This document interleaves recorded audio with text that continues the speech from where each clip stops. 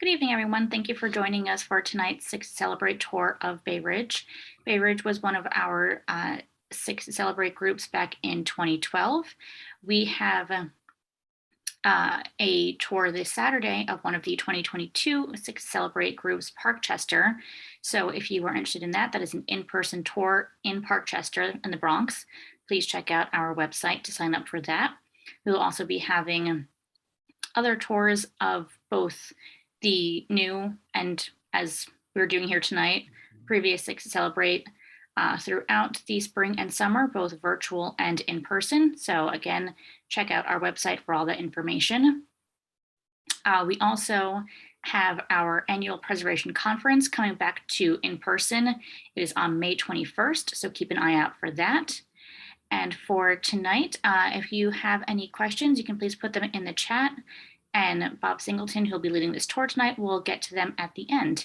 And with that, I will hand it over to Bob. Thank you.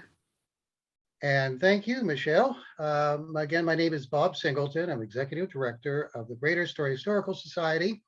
And it is a privilege to be able to give you folks a tour of Bay Ridge. So as part of the Six to Celebrate tour, put together by Historic Districts Council. So I'm going to minimize myself and everybody, and let's get started on the tour.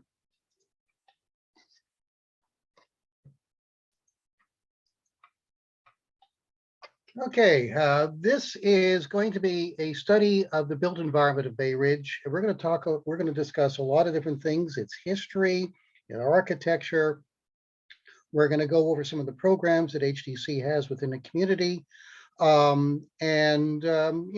about some of the challenges and talk about the successes. And in Bay Ridge, there's a lot to be pleased with the community. They have done a fabulous job. I've known the folks at Bay Ridge who have given lectures there over several decades, and it's always a fabulous audience. And the people are always love their community and always interested in hearing about their community. So let's get started. Now, the images that are on this lecture, some of the images do belong to organizations. For example, the Bay Ridge Historical Society. Some are public domain, others are not. Sometimes it's a little cagey as to whether it is public or not. So I err on the side of caution by putting this in. If anybody is interested in a particular image, please reach out to us. We'll try to determine if it's okay for public use. So I just put in a disclaimer to protect ourselves. Now, this program is going to has various sections to it. We're going to talk about the history of Bay Ridge. Fort Hamilton is a neighborhood that's often associated with Bay Ridge. And then I decided to do something really kind of fun. We have many postcards of New York. We have several hundred postcards of Bay Ridge. And of course, many of them are shore roads. So what I try to do is put together a study of Shore Road. It's not complete, but I think it's a lot of fun. We get started at the park at the top, all the way down to Fort Totten. We're going to talk about the bridge. If people in Bay Ridge, if you talk to them, they'll say what identifies their community to every outsiders. They'll say the Verrazano Bridge. We'll talk about challenges of preservation within a community. Every community faces challenges. But the next section, when we talk about the community, we're going to talk about what is in Bay Ridge. And on many levels, this is a community that really has its act together and really is a community that I think other neighborhoods would be well served to making a trip to Bay Ridge, seeing their programs, meeting with their people, and taking a look at some of the success they have. Historic Districts Council, of course, has done a community study, the Six program, and they've also have a special study which they did about in 2014, which I'll give you a link that you can download it. And then, of course, at the end, we have the acknowledgements thanking everybody for making this happen. So, folks, put on your shoes. Let's get started. Start at the beginning, the history.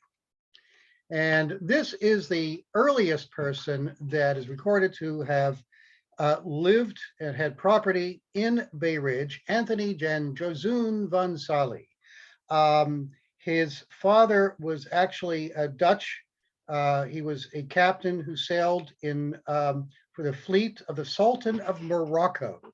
And supposedly Anthony's mother may have been Moroccan. He was quite a character.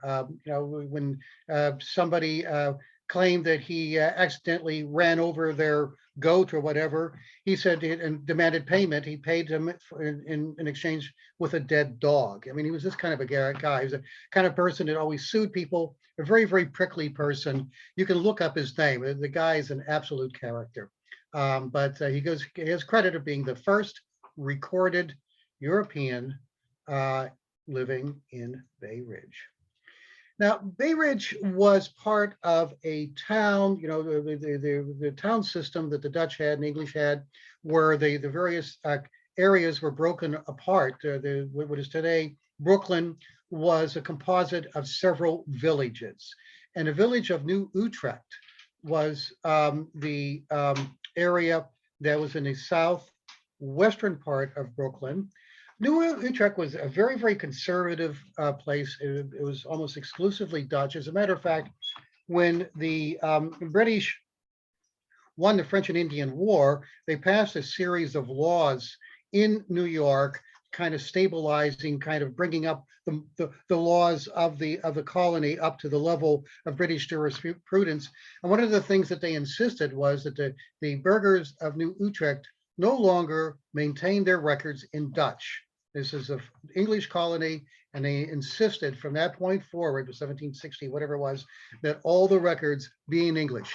There was a separate village hall, which was there until 1894. There was a police station, what have you. This was the hall just before it got torn down. It was abandoned. Ultimately, all the towns in Brooklyn were taken over by the city of Brooklyn, which became the borough of Brooklyn. So this is the actual town hall in the last years before it was torn down in the 1890s. Battle of Long Island was one of the first battles in the American Revolution. The British fleet sailed to Staten Island and spent a number of weeks checking out the area, setting up their camps, what have you. The fleet, they claimed, was so large, it looked like a mass, like a forest off the shores of Staten Island, with all the masts of the ships. So the image on the left is a pretty good indication as to what this must have looked like to the American troops in Brooklyn. And the British landed at Denise Ferry, and the remnants of the ferry can still be seen, or the remnants of the dock can still be seen on Shore Parkway in Brooklyn near the Army base. Brooklyn is the city's most populous borough. Its development history that began with the founding of the villages of the Dutch and is a range of residential, commercial, and industrial neighborhoods ranging from vernacular row houses in Boerum Hill to the skyscrapers of downtown Brooklyn. And folks, in this talk, we're going to look at all those various elements of Bay Ridge. By the way, the Battle of Long Island is commemorated by the stone where the first resistance was met by the British. Now, Bay Ridge has always had a sense of individuality. It has many, many historical layers that are built. You're looking at like 4 centuries of history here. And there's a lot of architectural diversity. In this lecture, we're going to talk about farmhouses, mansions, row houses, apartment buildings, religious institutions. Bay Ridge's development exploded at the turn of the 20th century, thanks to transportation improvements. And we're going to get into that once we get through the initial part of this lecture. And of course, Fort Hamilton is at the opposite the southeast corner, and it's New York's only active military base. It's named after Alexander Hamilton. And the fort functions as a military induction center and home to more than 1,500 personnel.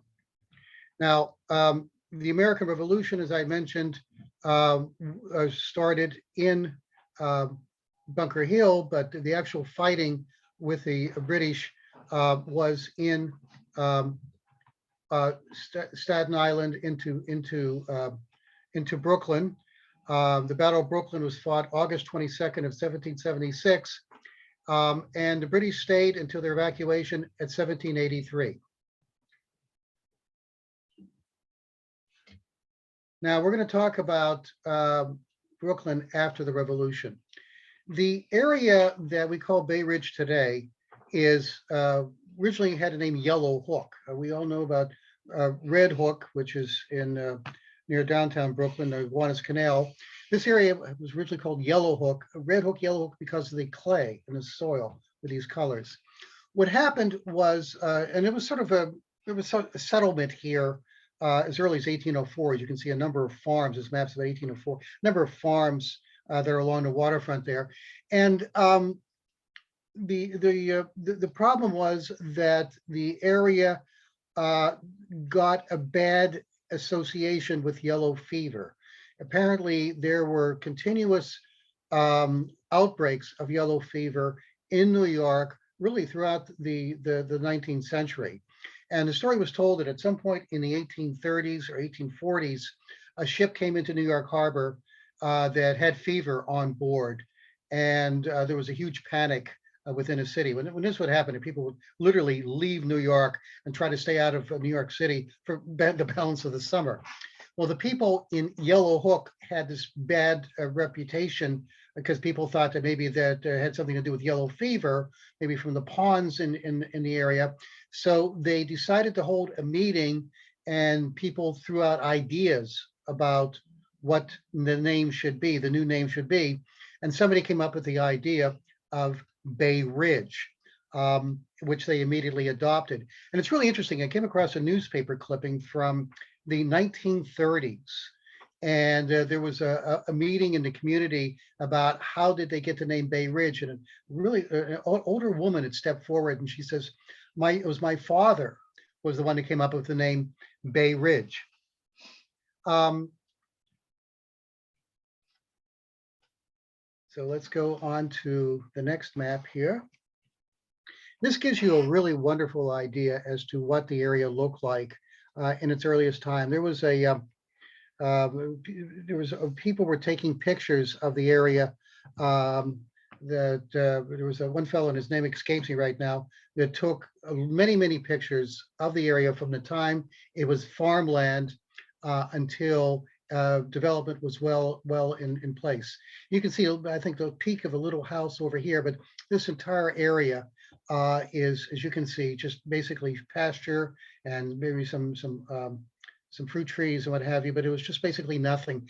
And the title of this picture, they've reconciled it with what would today be 76th Street and Colonial Road. Again, another picture, 77th Street and First Avenue. And here you can see the slow development of the area where they would put in some streets. They try to impose some sort of a grid on the area. So, and then the farms would be broken up and they would sell the lots along the right-of-ways of the various streets. There was also ponds. This is an interesting thing in New York. Since New York had sort of low land here, and a lot of it was marshy, this was a common feature of the area. And people sort of have mixed feelings because this is where the mosquitoes would breed for yellow fever. And yet these ponds looked absolutely stunning. And many of the estates tried to put in artificial ponds and try to control these areas to make sure that there were not mosquitoes or anything of that nature. And it actually opened their homes up to people to have picnics and various events. So this was an estate, the Schlegel family estate, where they had a fish pond, which would be today North 71st Street and East Colonial Road. We have maps from the area. Maps really started getting pretty good about the 1870s, where the areas started to develop. And this is from an atlas, probably one of the earliest atlases of the New York region. And you can see here is New Utrecht, the town. And then they started to focus their attention on different neighborhoods. Like you can see here, it says, Bay Ridge. And there's Bath Beach down here, Fort Hamilton over there. And you can see The Shore Road here. Here's 2nd Avenue, 4th Avenue. There was a ridge here, which is what was called Bay Ridge. This, the glacier had actually gotten this far. And there was some hesitation to dig through the hill here so that these streets would be level. So you can see proposed 1st Avenue. There was they've actually started digging through this area in the 1890s, 1880s. But we'll show you some pictures of this area when they started to open this up in a second here. One of the first developments was a farm, the Ovington farm, and the family decided to subdivide their farm actually to a bunch of intellectuals and writers and artists and what have you. So there was a small community, Ovington Village, that was developed on what is today Ovington Street. Early on, about the 1840s, 1850s, there was a small hall here where people would gather for various events and lectures and talks and what have you. It's a very interesting family, the Ovingtons. The daughter was the second president of the NAACP, and her nephew was one of the first pilots to deliver mail. And the story was told that he had a biplane, but he couldn't land. There was no place to land the plane, but he had a big sack of mail in his lap. So what he did is he flew over and he dropped the mail. And of course, the sack split open and mail went everywhere. But it's a very interesting family, very interesting story. And there's a really interesting book about this, Ovington Village, that was written, fortunately, by the community. And we're going to get into many of the books that the community's written about the area. But I just had to mention Ovington Village. Now, what really got the area out of the lethargy of farms and genteel living was the fact that it's really interesting. The area was midway between Coney Island and Manhattan. And so what they did was the people that ran Coney Island bought a landing, the Bay Ridge landing, which would be near Owlhead Park, somewhere in that general area. And they built a railroad from there to Coney Island. And then ships would leave Manhattan and go down to the railroad landing in Bay Ridge and unload passengers there who would take basically a shuttle named Coney Island. Why would they do something like this and not go directly to Coney Island? I don't know. My guess is that you needed different ratings of ship. If you had to go onto the Atlantic Ocean, you needed to have a boat that was had a lot more features and probably a heavier insurance than having something that just kind of puttered around the harbor. It must have made sense though, because this was very, very successful. And not only was this successful as a transit spot for Coney Island, but you can see from this piece of real estate ad here that basically they said, hey, why don't you buy some land in Bay Ridge? And if you take this shuttle, this ferry, you'll be home in 30 minutes from Wall Street. And on the right, you see a farm that's already being subdivided. So this was really the beginning of Bay Ridge's development as a suburb. In the 1890s, they actually put in a direct transportation to Bay Ridge from Brooklyn. There was a Fifth Avenue line, as they called it. It was opened in 1890s and was there until the 1940s. It was an elevated train, and this is a very early picture of it, because here you just have one car that shuttles back and forth. And this is a later picture of it, 1895. And that bridge, by the way, that is still there. That bridge that's near Owlhead Park up there, and that's the elevated train. And this is the subways, which got to the area in 1916. The Fourth Avenue subway really was the big game changer. The population of Bay Ridge doubled between 1910 and 1924. So this was when the great estates, the mansions, were being replaced with apartment buildings and blocks of row houses. 86th Street became a commercial thoroughfare, as well as 3rd Avenue, 4th Avenue, and 5th Avenue. And the area really started to become a thriving urban community. In the early 19th century, the area was largely made up of Scandinavians and Italians. But over the years, Bay Ridge has also become home to Irish, Greek, Arab, Chinese, and Russian communities, as well as it's a fantastic example of a neighborhood that thrives in different cultures, living in close proximity to each other. It's a hallmark of the New York City experience. And this is an aerial view of Bay Ridge, probably taken about 1910 or so when the first planes would go overhead. I don't think somebody had a balloon to do this, but it kind of gives you a feeling of what the area looked like, where it was definitely quite suburban at this time. These are advertising that you would see here. And you notice there's the school buildings reached by 5th Avenue L, 5th and 3rd Avenue trolley lines, fine streets and avenues, high elevation, overlooking the bay. And here you can see many of the homes that today are treasured landmark communities, thriving areas, called Doctors Row and what have you. This was the time that these homes were first being built. You can buy an entire building for this time for like $8,600. Which is, of course, would be like 800,000, 860,000 in today's money. And we have, again, this is a 74th Street and 5th Avenue in Bay Ridge. On the left, we have a flyer. Completed 52 houses, 42 sold. We're finishing the last 10, the finest 2 family houses in Bay Ridge. And there's the houses on the right.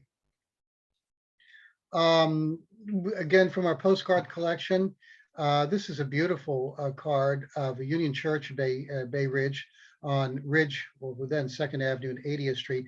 The tower is gone, but the building itself remains very, very intact.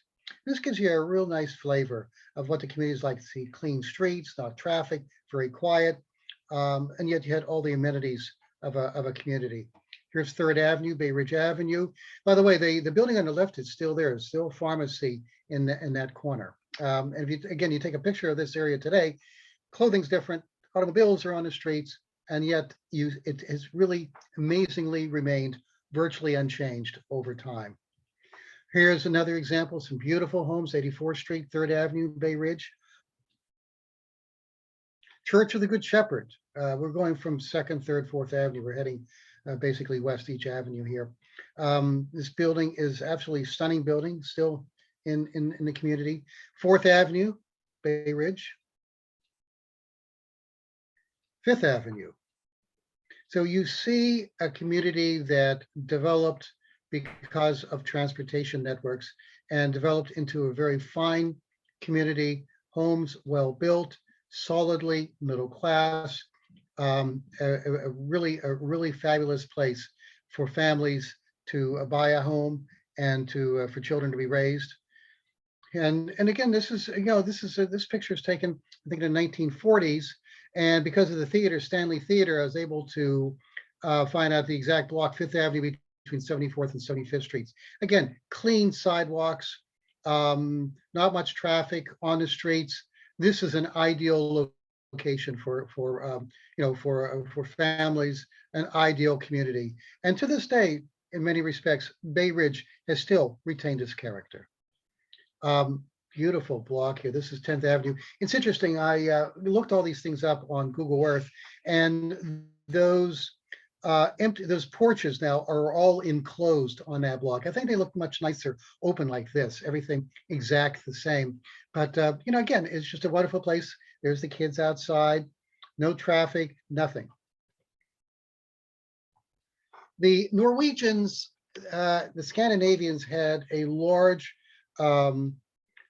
presence in this community. They said as late as the 1970s, Bay Ridge was considered to be one of the largest Norwegian towns on the planet with the population. And it's interesting too, there was a lot of Finnish people who lived up in actually Harlem, moved to this area in the 1940s and 1950s. The demographics have changed now. The area is still about 2/3 Irish, Scandinavian, Italian. There is now some Asian, there's Arab, and there's Hispanic people moving into the community. But by all accounts, the community still is a harmonious place. People still get along and still considered to be a really fabulous, fabulous community. I even threw some perspective historical landmarks for the future here, some new buildings I found rather interesting. Look, it's a beautifully maintained block like this. No graffiti, nothing. All the yards, everything just perfect, tidy. And Fort Hamilton High School, what a remarkable building. Now we're going to take a look at Fort Hamilton here.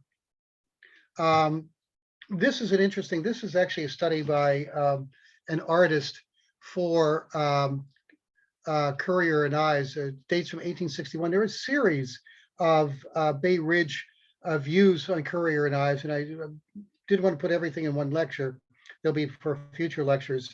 On the left is Fort Lafayette, which was one of the forts that guarded. In the distance, you can see the fort on Staten Island. So there was a series of forts here that ringed New York.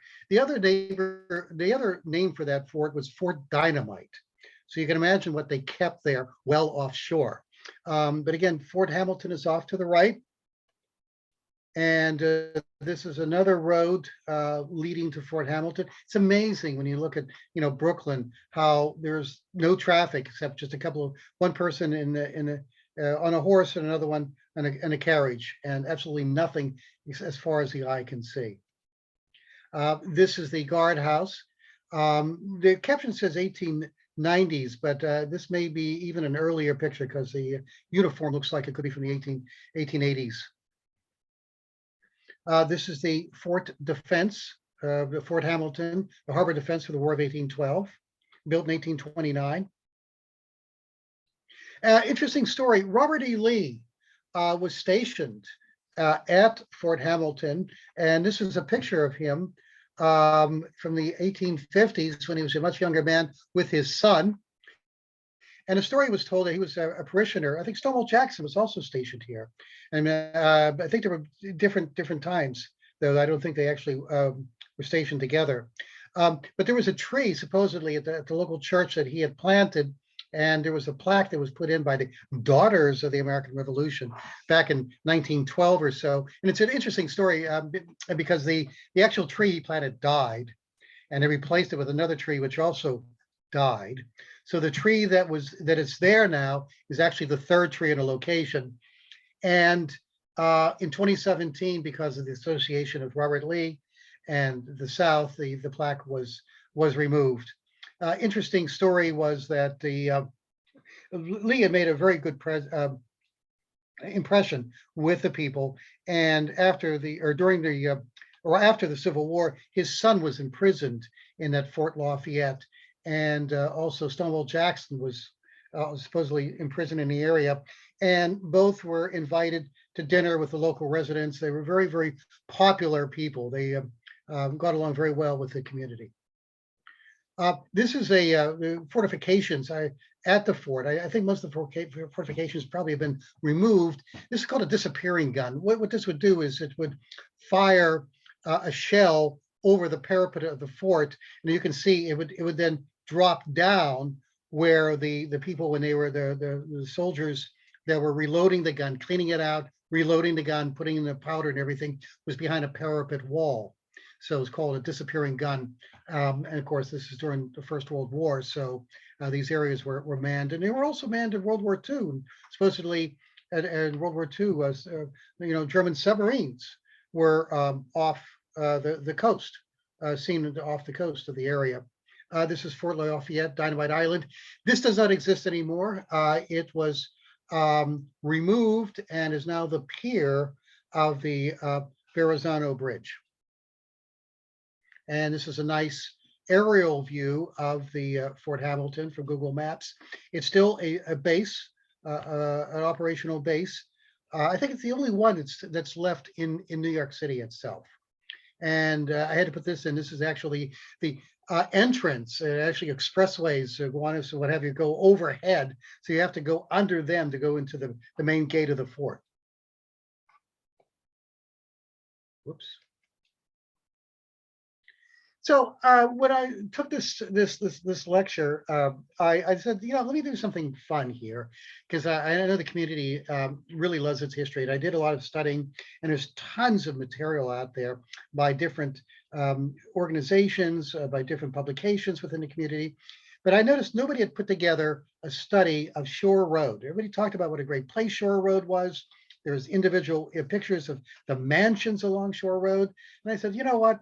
Let me see if I can start some sort of a study on Shore Road that maybe someday somebody can complete it. The Shore Road had magnificent views from actually from the ridge overlooking Shore Road, along Shore Road itself, overlooking the bay. And there was a line of extravagant mansions which transformed Shore Road into one of Brooklyn's wealthiest suburbs by the end of the 19th century. Shore Road makes the westernmost point of Brooklyn and profits from the best view of the bay. Very, very exclusive area to live in. Today, it's mostly these buildings have been almost virtually gone and been replaced by tall apartment buildings. So let's go into it here. We start Shore Road at 68th Street is where it starts. And this is now Owl's Head Park today. And this was estate, the Bliss family had this estate. Now, Eliphalet Bliss was his name. And we're familiar in Astoria Historical Society because his father, Naziah Bliss, was the person who worked with the developers of Long Island City. He had land along Newtown Creek on the Brooklyn side, and they would share projects together, improving Newtown Creek. So the name is very, very familiar with us in Long Island City, Queens. And he had a beautiful estate. He actually had a castle overlooking Shore Road, and he basically gave the estate to the city. And fortunately, it was not really well maintained, and things started to fall apart. So when they opened up the park to the public, they had to really dismantle everything. So the castle was no longer there, but this would have been a fabulous tourist spot to overlook New York Bay from this castle. But we're going to now travel south along Shore Road. The next group, 68th to 72nd Streets. This was the ferry that I'd mentioned. It comes in from Manhattan. 72nd to 77th Street. Now, this gives you a view of what Bay Ridge looked like in its heyday. These are wonderful mansions along the shore. If I had the time and research, I could have named most of these mansions, but most of them do have families associated with them because they were amongst the elite within Bay Ridge itself. Now we just rounded a curve. We're heading south on 74th Street, and you can see the people walking along the left, along the promenade. They actually walked on the shore sidewalk. There's no sidewalks or anything there. It was all mud roads, as you can see. Now you had the Ridge Road, which is where First Avenue is, and they cut through that so that the area behind the ridge and the area on the waterfront were basically the same level. And there were, of course, buildings, estates that were high, left high, from where the original roadway was. So this is one example of a house on 75th Street. And this is a sad one. This is the Spencer Townsend house. Again, built far back before Shore Road existed, had beautiful views on top of this hill. And then they cut a road next to it. And what they did is they got rid of the third on the left. So what you're seeing is 2/3 of the mansion that was left. And there's the road that they cut through 75th Street from the area from First Avenue down to Shore Road. There is still a house left from the early days. And you look at this from Google Earth, you see this long sidewalk to this small house in the back. And there was a house next to it, which was later, fairly recently torn down. You also know you're looking at old property when you see the stonework in front. That was a big, big um, feature, landscaping feature in housing from the mid 1800s. Now we go down to 77th Street. Again, we round the curve. There's a police Keystone Cop there on the left. But as you can see here, how beautiful this area was, just wide open fields with mansions placed on them. You can see beautiful breezes. This was just really, really one of the most marvelous places in the entire metro area to live. And these are huge mansions, very wealthy people lived here. We're going to get some interesting characters as we proceed along the road. Again, more mansions. I don't have information. With research, we can do research on this, but there's a fabulous group of researchers in Bay Ridge. And from time to time, they'll take one of these mansions and write a piece about it. So the history of these areas will ultimately be put together in one narrative. Now, the next is an interesting place. It was an athletic club that was built on the waterfront, Shore Road Crescent Athletic Club. So on the right, you would see the clubhouse itself. Here, the local hoi polloi would get together with various social events, various sporting events. But in addition to the clubhouse, and here's another view of the clubhouse. This is a really fabulous place. It actually replaced one of the mansions. They had in the bay the boat club itself. And again, this was a place where they would get together. There was exercise rooms in here. They would have their gentlemen's card games in the top floor, and then the lower levels would be boats. You can see some were drying there on the side. And there were unfortunately 2 fires, which the second one finished the place. This is what it looked like off the pier, the Crescent Club Boathouse, 83rd Street. And you can see the docks that were all around it. It's a shame that place was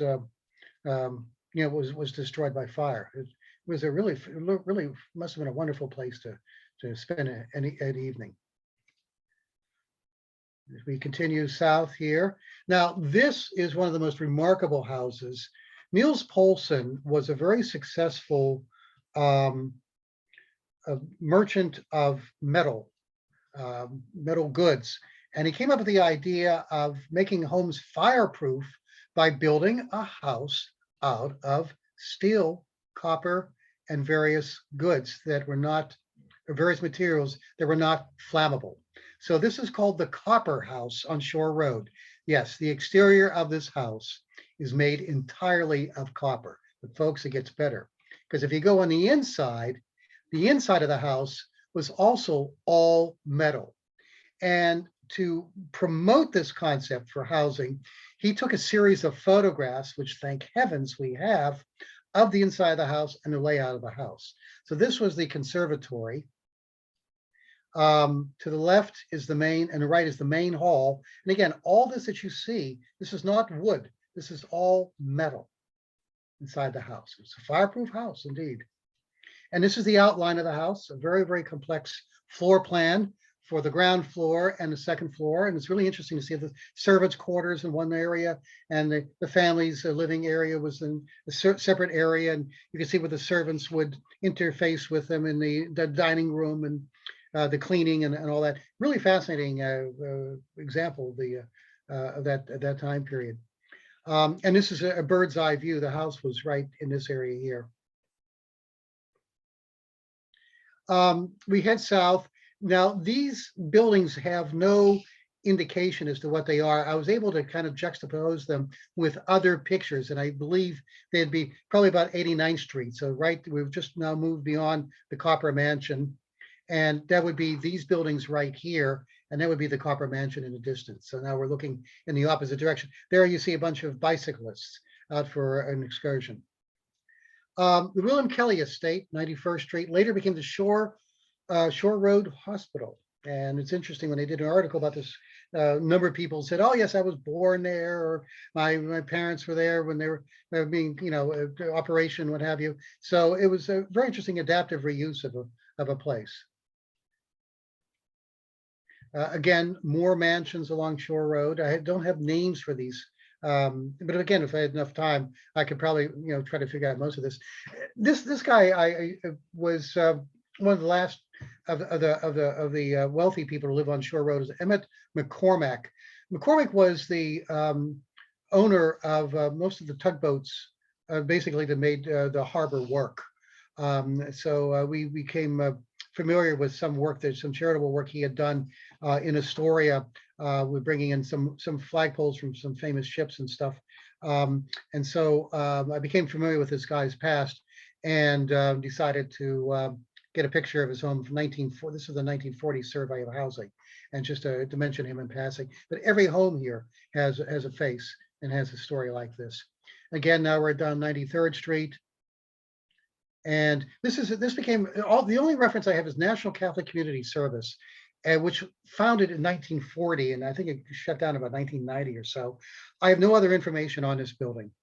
I'd love to find out this. This is an absolutely fabulous building, and this is for somebody to do some research on these buildings. This is another one. This looks like one of the original houses. I was not able to fit this well on a map. The map I had was 1920s map. There's different time periods. So we have different time periods here of images. And so we try to fit things together for this lecture. And this is getting toward 99th Street. And now this is an interesting, on 99th Street. This was a house that was rented for summer by Diamond Jim Brady and Lillian Russell. They lived together here. Supposedly, it was a chaste relationship, but they were two of the most colorful individuals from their time period. It later became a mansion, and is today now a school, the Fontaine Hall. It's one of the only buildings from the area of mansions that are still standing. Now that's the building that's on the left.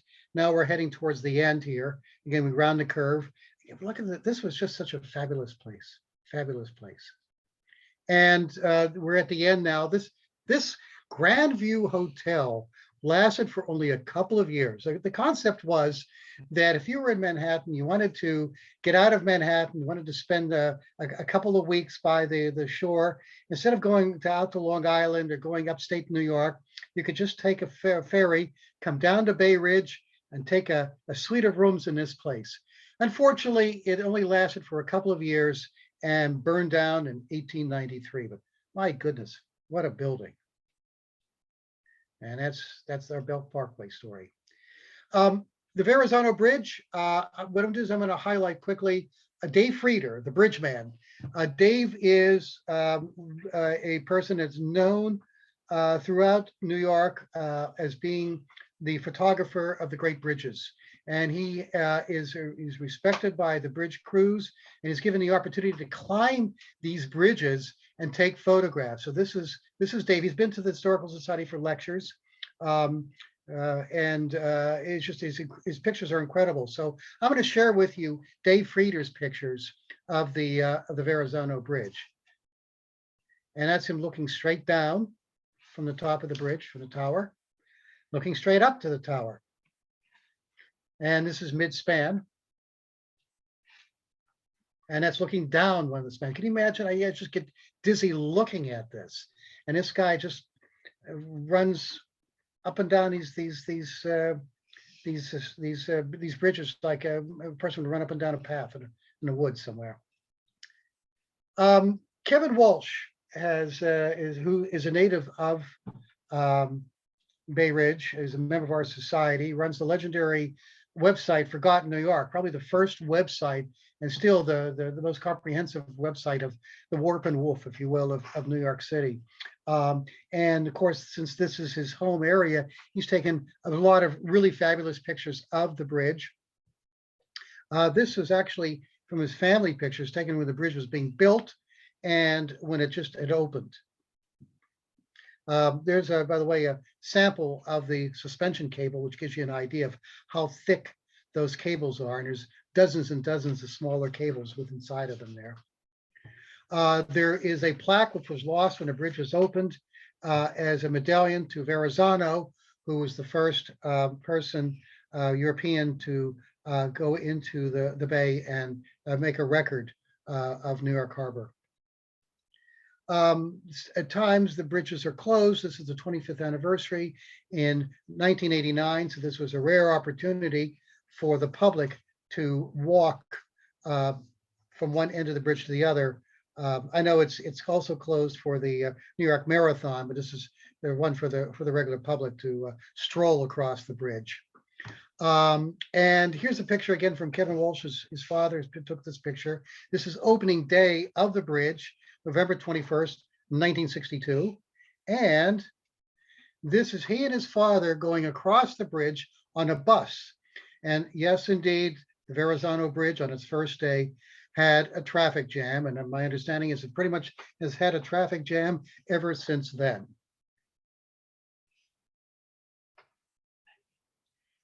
We're going to talk now about the underside of neighborhood preservation.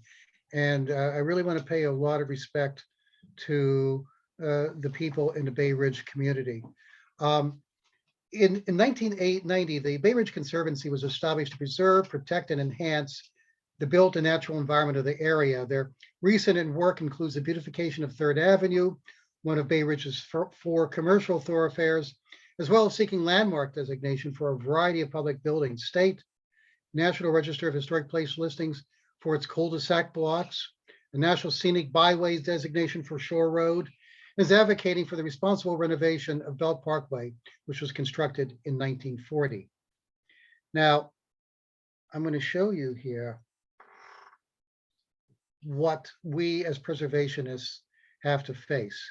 The Bay Ridge Conservancy was aware that this building on 4th Avenue was going to be torn down.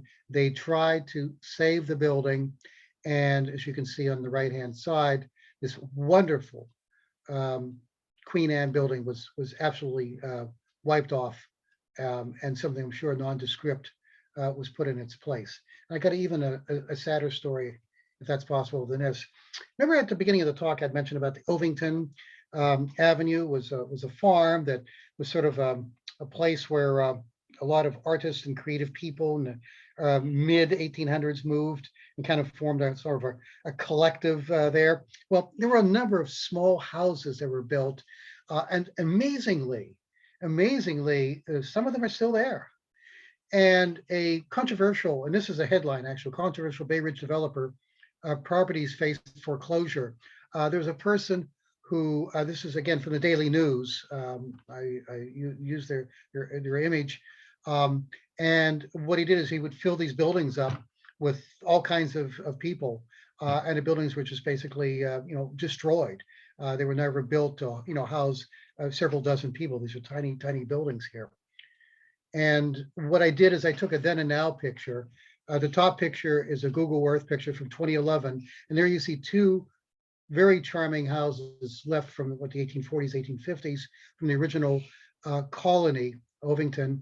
And on the bottom, you see lot for sale. And there's actually a one from 2022 where I think it just basically looks like it's a driveway for the apartment building next to it. This is something that for those of us involved in preservation, something we see far too often. And it's just there's, as a city, we take pride in many things in New York. And yet, whilst things like this still occur in New York, there's still a lot for us in New York to really move forward and try to stop happening. Now we're going to talk about the community. There's something that I really admire people. When those of us involved in preservation, people ask us questions like, well, why preservation? And I say, well, there's so much literature out there. Read something about how landmarks are vital of preserving what makes New York City a very special place. it maintains its soul by keeping this kind of heritage. And then somebody will say, oh, well, what about, give me dollars and cents.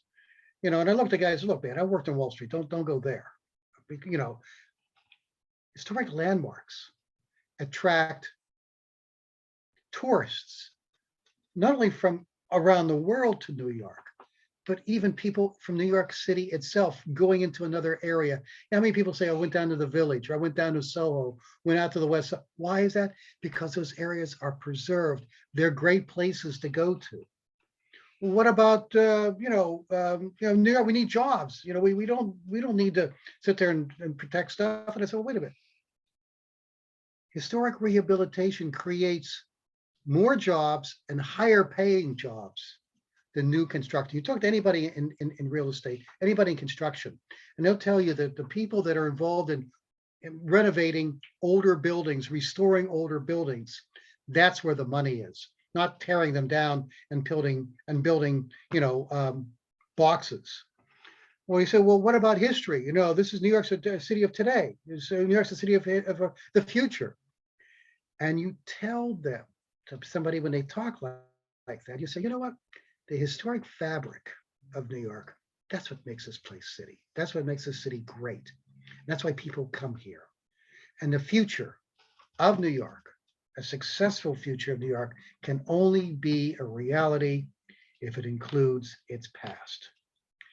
Now, we talk about historic districts, and our friends at Bay Ridge Historical Society and the other organizations we're about ready to pay tribute to have done a phenomenal job. They realize, and one of the reasons Bay Ridge is a successful community is that they understand that a historic district is an area of the city designated by the Landmarks Preservation Commission, called LPC, represents at least one period of style architecture typical of one or more areas in the city's history. And as a result, the district has a distinct sense of place. And that's what creates pride, not only for those who see it, but those who live there. Having a neighborhood designated preserves the physical nature of an area and helps protect the area from out of scale and inappropriate development.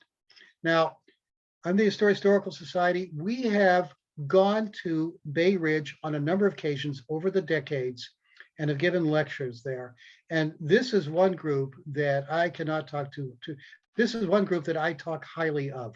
They were founded in 1976. They're interested to preserve the greater Bay Ridge area, and they do a phenomenal job. This is their website. If you're not familiar with it, go on to the website. That is their Gmail account. Send them a Gmail, say, hi, I'm interested in your programs. Here's my email. I'd like to come on the next one of your walking tours. Folks, a community would be happy to have one book written. I have several slides here filled with one book after another, written by the people in Bay Ridge about their community, or written by other people who understand there's a market in Bay Ridge and have put together books about the historic fabric of Bay Ridge. This is, I don't know of any other community, certainly outside of Manhattan, that has done as much as these folks have done. There's some more books here, a coloring book for kids, true crime, all kinds of facets of Bay Ridge is looked into. And again, our affiliate from Bay Ridge, Kevin Walsh of Forgotten New York. Forgotten New York is an affiliate of the Greater Astoria Historical Society. Kevin is on our board. His website, forgottenny.com, is one of the most, certainly the granddaddy of websites of New York City's fabric. And he's written books on Forgotten New York. So if you have the opportunity, forgotten-ny.com, Kevin Walsh. Now, HDC, Historic Districts Council, has done a series of community studies about the area. And I'm not going to go into any much detail, except just basically just give the names of these, because time, I spent an hour just in this one section alone here. Absolutely incredible, the rich fabric that you find in Bay Ridge. They put together a brochure outlining, this brochure I think has 22 different locations. It's free, you call them up, they'll send you a copy of it. or you can get in touch with the folks at Bay Ridge Historical. You can get a copy of this. And if you got like an afternoon, this is time well spent. You can walk around the neighborhood. Actually take a couple of afternoons to walk around the neighborhood, stop by, have a lunch, have brunch, have dinner, a lot of great eateries, and you're still within the subway network. And take a train home back to Brooklyn or Manhattan or the Bronx or what have you, Queens. And just going to quickly go through this. This is the 122 72nd Street, built 1900 or so. This is, again, this is called Doctor's Row. I think I'd shown this to you earlier in the program, built between 1899 and 1910. This is actually what it looked like from a historical view from probably about 1915, 1920 or so, when they just had planted trees in the area. Yeah, really wonderful when you have nice trees like that, you have a nice neighborhood like that. You have 81st, 82nd Street shingle style homes here. Fabulous housing. Many intact Victorians. You don't often see that today. This is the Memorial Pier. This is where the ferry used to be. And here you had unobstructed views of the World Trade Center. And so there's a 9/11 memorial here. And every 9/11, every time 9/11 comes up in the calendar, there's a program that the community has here. There's a cemetery, Revolutionary War Cemetery, the Buckaloo Cemetery, Narrows Avenue, McKay Place. This is a beautiful house, the Bennett Farrell Feldman House, built about 1847. The story was told that the Bennett, which was one of the, I think, the earliest family, recorded family, one of the earliest families in Bay Ridge. He and his son was, I think they drowned in a storm, and the widow who lived in his house was so upset that she had the house turned around, so that when she left the house, she did not look at the water. So, and the house has been moved in 1913 by its current owner Feldman. But it's just a beautiful house, and it shows what you can do when you preserve a house and have the understanding and appreciation. This is on Ridge Boulevard. This is the Parish House, the Congregation of Church Christ. It's Parish House. Apartment buildings. Ernest Flagg was one of the great apartment architects of apartment builders and builders. And he has a contribution here in Bay Ridge at Flagg Court. And you can just see, this is not just a regular apartment building. You can just see this style of thought that went into this building. The Fort Hamilton Branch Library, the Brooklyn Public Library, started as a small book collection.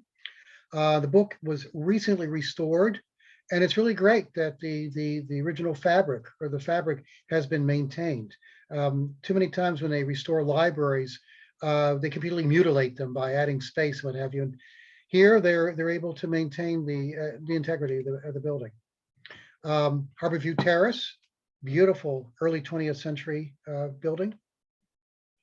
The Gingerbread House is a nickname for this. Black Forest Art Nouveau, according to the AIA guide, New York City. I bet you haven't heard that expression before. Interesting adaptive reuse. This was originally a house that was built in 1890. And again, they said Lillian Russell and Diamond Jim Brady was here. I think they were down along the waterfront. It was used perhaps as a speakeasy, which is interesting because in 1937, it was purchased by the Sisters of St. Joseph. It became Fontbonne Hall Academy, a private girls' Catholic school. John Paul Jones, Cannonball Park. This was an interesting example. This was a fort during the War of 1812 near Fort Hamilton. There was a practicing, a guy named Bliss had put together some large caliber cannon for the Civil War and practiced firing them in this park. Apparently the cannon was too unwieldy or too large, it was impractical. But the cannon that he used is now part of I believe this is his original canon, and is now a permanent design within the park. So it's called Cannonball Park by the locals. Another view of it. I mean, this is just beautiful area here. It's just really maintained nicely by the community. More modern architecture here, Madeline Court. This is a cul-de-sac, 1940s style. It's similar to many places in Queens, but here every detail has remained intact from the 1940s. Botanical garden, Zen garden, native plant garden, Shore Road. Owl's Head Park. This was where Bliss had his estate, that castle that was that I showed you at the beginning of the tour. He willed in 1903 to the city, and still called Bliss Park by the locals. The park was restored in 1994. And here's another view of it, absolutely stunning. Public School of 102, the Bayview School. Again, beautiful brickwork here. Dates from 1883. Senator Street, this is one of the beauties of Brownstone, Brooklyn. This is one of the beauties of the area here. On this particular stretch here, these houses were built between 1906 1912. Neo-Renaissance style, they're called. St. John's Episcopal Church, Church of the Generals. The church itself is closed, so people are kind of concerned, if this building will survive, but it's still there. And as I mentioned before, Robert E. Lee was a vestryman, 1842, and Thomas Stonewall Jackson was their parishioner a few years later, in 1848. Bay Ridge Theater. This is an interesting place. It has an interesting history. That it started out as a vaudeville theater. There's the picture of it in 1920, and remained a theater until the 1950s. Supposedly Mae West, when she first got started, I think she's from Brooklyn. She was a talent night there, and she got $5. One of her first gigs where she earned some money. That's what it looks like today. It's a McDonald's, there's a fitness club, what have you. But it's, again, the building is lovingly maintained.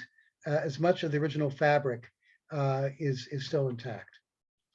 Visitation Academy, this is interesting. It started as the Kings County Inebriate Asylum, and is now a private girls' school run by the Catholic Church. And of course, the Verrazano Bridge. So all of these are in a study that's done by the Historic Districts Council on historic buildings, historic landmarks within a community. Now, there's one other thing that HDC has been responsible for, and I think this is absolutely a fabulous resource. It was a report that was prepared by HDC in 2014 by Jacqueline Prue de Villon, Principal Investigator. I hope I got her name spelled correctly. At the request of HDC and with funding from the Preservation League of New York, it was a preservation consultant, completed a complete survey of the historic fabric of Bay Ridge. It was also undertaken with guidance from the State Historic Preservation Office, Office of Parks, Recreation, and Historic Preservation. This survey covered the neighborhood known as Bay Ridge in the borough of Brooklyn. The study is situated between the Belt Parkway and the Gowanus Expressway at the southwest corner of Brooklyn. Densely populated neighborhood that measures approximately 1.8 square miles. And in local terms, the survey accomplished about 250 square blocks. The goals of the survey is to determine the history of Bay Ridge as it relates to its building stock, and to identify and collect preliminary documentation for properties that are potentially deserving a designation at the local level or eligible for listing on a National Register of Historic Preservation. And this is a copy of it. It runs for a number of pages. This is the link. And I think after the discussion, if you're interested, Michelle can give you, or you can go onto the website, be directed to the website I'd urge you to buy this. This is a fabulous, comprehensive review and really something quite fitting for a case which I think I've argued for you as an advocate for the Bay Ridge community, a place quite fitting for its continued preservation. And I do think, oh, I do have to show acknowledgements. I thank Historic HDC for sponsoring Six to Celebrate program and its extensive research studies. Thanks for the images for the Bay Ridge Historical Society, the Bay Ridge Conservancy, and the Bay Ridge community, as well as online public domain services. And I think that ends the program. So I'll take your questions and your comments. Stop sharing the screen. Thank you so much. If anyone didn't see, I put a few links in the chat. There's just some information about Doctors Row. I also included our Bay Ridge Six Celebrate Walking brochure and also a link to all of the other brochures we have. We have been doing the program since 2011, so we have 2011 to 2018 available for PDF download. And as Bob mentioned, you can also contact us if you want to purchase any of them, or you can purchase them online. And I also put the link to the survey he was talking about in the chat as well. We do have one person, Doris Cruz, your hand is raised. Yes, and I might be the only Bay Ridge resident on this panel, and but I found your presentation very interesting, and I have several comments. A few of the slides you mentioned are the Bay Ridge Historical Societies. I think Thomas slide. I don't remember his full name, but the society worked very hard to preserve them because they are actually glass slides. They're actually one of the first slides produced. So I think that's an important thing we need to know. And another comment is, you didn't mention Senator Murphy. One of the things that helped the development of Bay Ridge was the paving of 4th Avenue. He was a state senator, and in order to get here, he was sick and tired of having his carriage go over this bumpy road, and he had 4th Avenue paved. And in the early 1970s, as several extremely large developments were proposed, the Bay Ridge community came together and created something called the Bay Ridge Special District. It was not a preservation project, but it did limit height and density in the community, which did help prevent a lot of large-scale development and preserved many residences. And we, since the Doctors Row 75th Street has been designated as a landmark, a neighboring block has applied, and we have had we have great interest in in preserving our community. Well, that corresponds to what I had said when I sang praises of you and your fellow residents of Bay Ridge. I think all of New York City can learn from the deep pride and appreciation and understanding of your neighborhood. Believe me, I've gone to many neighborhoods, and it is a joy to give lectures at Bay Ridge. It is a joy to walk through Bay Ridge. And you are commended. I wish you could put together a team and take the show on the road and go around to different communities and say, hey folks, get a grip. You are the model that I think a lot of New York City has to follow. Well, thank you. We're happy to be a model, but we have to work a lot on doing things here. And thank you for the time. Oh, and you didn't one thing. There's in the Fort Hamilton area, there's a very unique character to it, and it has very Irish immigrant settlements because they came here and they came out here and they worked as Yes. On the mansions, they worked as servants in the mansion, and they worked in other businesses to service the fort. So that there was a very strong Irish community here, and that is part of the establishment of St. Patrick's Church on 95th Street at that. I had heard something about that, but you know, again, it's just there's so much material. I could have probably gone in several hours in terms of the material that I had. I know Kevin himself, Kevin Walsh, has a tremendous amount of material on the area, and I could even we can see with those books, just going through those books that your community wrote. We could do a whole week of talks here, so that's really wonderful. Really, I cannot praise what you're doing enough, and hopefully we can keep a record of this. And hopefully we can get other communities to take a look at what Bay Ridge is doing and ask you for it. But we can do consulting, you know, help the Historical Society, do consulting in other neighborhoods and spread the magic that you have in your neighborhood. Anybody else with any other questions?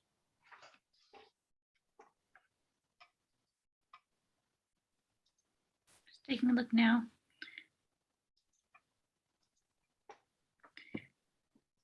I don't see any other questions, just comments of, you know, destruction of historic fabric in the neighborhood, demolitions, which is very, very upsetting and very sad, and yes, something that we are constantly working against. And yes, trying to get more of Bay Ridge landmarked and recognized as something that HEC continues to work on.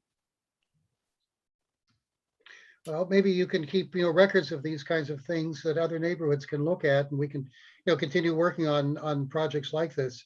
Because as I said, I've given lectures at Bay Ridge. We've given, you know, I know Kevin Walsh from Bay Ridge, and it's just a joy to be able to go to Bay Ridge and to meet with the people and see some of the things they're doing. It was actually a joy to put this lecture together. So again, thanks to everybody in Bay Ridge. Please communicate our appreciation for what you're doing. I agree. I love being in Bay Ridge. It's a great neighborhood. But with that, since we are over time and I don't see any other questions, I will thank everyone for coming tonight. Thank you, Bob. This has been great. Once again, very informative, very fantastic. This recording will be up on our YouTube channel next week. And again, we have the Parkchester walking tour in person this Saturday. And conference is May 21st. Both of those are in person. And we will have other virtual tours and virtual programming coming up as well. So please check out our website for any other questions, or you can email me, marbulu@hdc.org. And thank you, everyone. Have a good night. Thank you. Good night. Thank you.